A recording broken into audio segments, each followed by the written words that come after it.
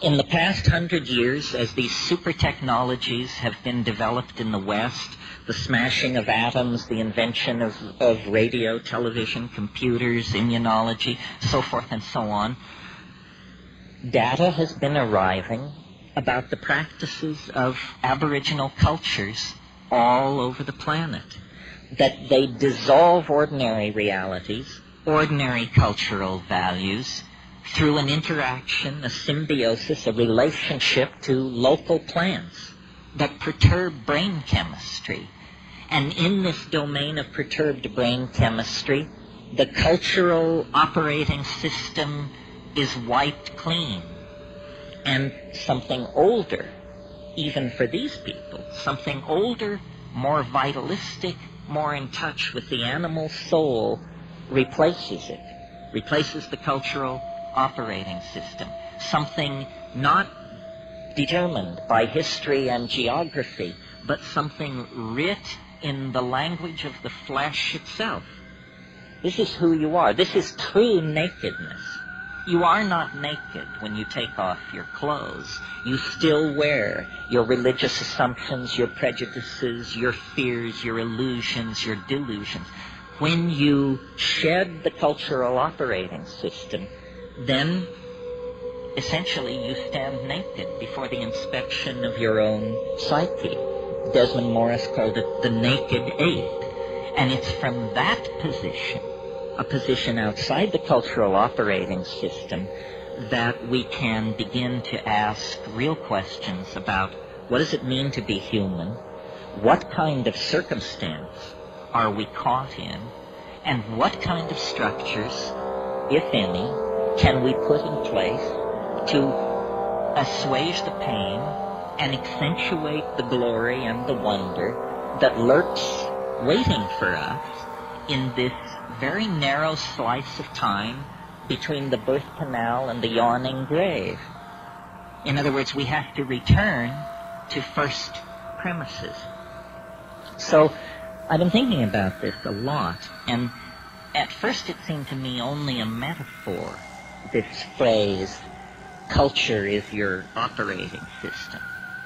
But because I travel around a lot and get that jolting experience frequently of, let's say, leaving London on a foggy evening and arriving in Johannesburg 14 hours later to a sweltering day in a city of 14 million on the brink of anarchy, I get to change my operating system frequently.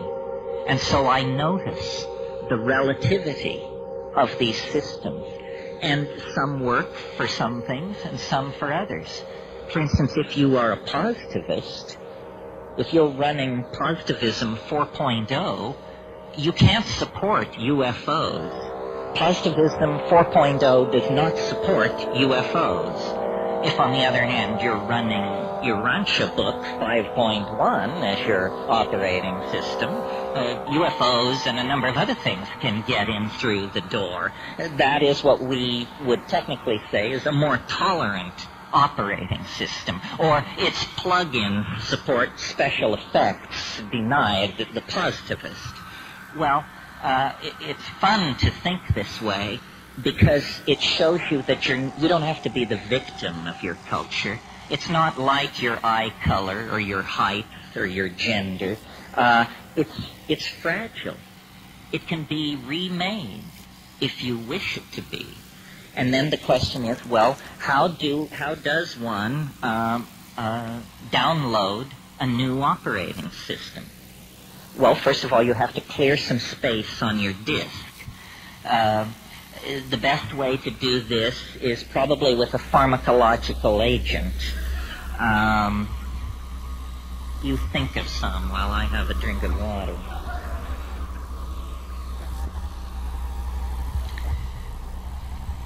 Psilocybin is an excellent disk cleaner. You can put a lot of things in the trash and have them just disappear with a psilocybin upgrade. Other pharmacological agents that will clear your disk are ayahuasca. And of course, these are gentle clearings of the disk, which take 5, 6, 7 hours. If you're in a hurry to dump that old data and leap right into the new operating system, click on the button marked dimethyltryptamine. A compressed disk erasure will immediately be downloaded, unstuffed, bin-hexed, implemented, installed, run, and you will find yourself with an entirely different head. Now, shamans have always known, though they may not have used the kind of language I'm using here, shamans have always known this trick. What trick? It has two facets. First of all, that culture is an operating system. That's all it is. And that the operating system can be wiped out and replaced by something else.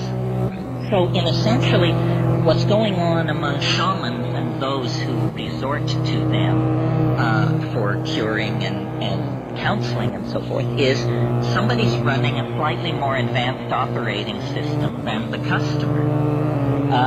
The shaman is in possession of certain facts about plants, about animals, about healing, about human psychology, about the local geography, about mojo of many different sorts that the client is not aware of. The client is running culture light.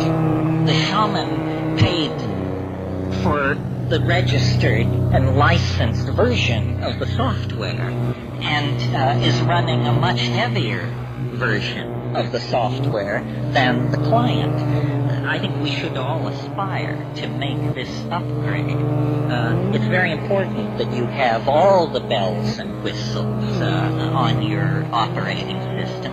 Otherwise, somebody is going to be able to get a leg up on you. Well, what's wrong with the operating system that we have? Consumer capitalism 5.0 or whatever it is. Well, it's dumb. It's retro. It's very non-competitive.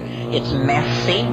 It wastes the environment. It wastes human resources. It's inefficient. It runs on stereotypes. It runs on a low sampling rate, which is what creates stereotypes. Low sample rates make everybody appear alike, when in fact the glory is in everyone's differences. And the current operating system is flawed. It actually has bugs in it that generate contradictions. Contradictions such as we're cutting the earth from beneath our own feet. We're poisoning the atmosphere that we breathe. This is not intelligent behavior. This is a culture with a bug in its operating system that's making it produce erratic, dysfunctional, malfunctional behavior. Time to call the tech. And who are the techs? The shamans are the techs.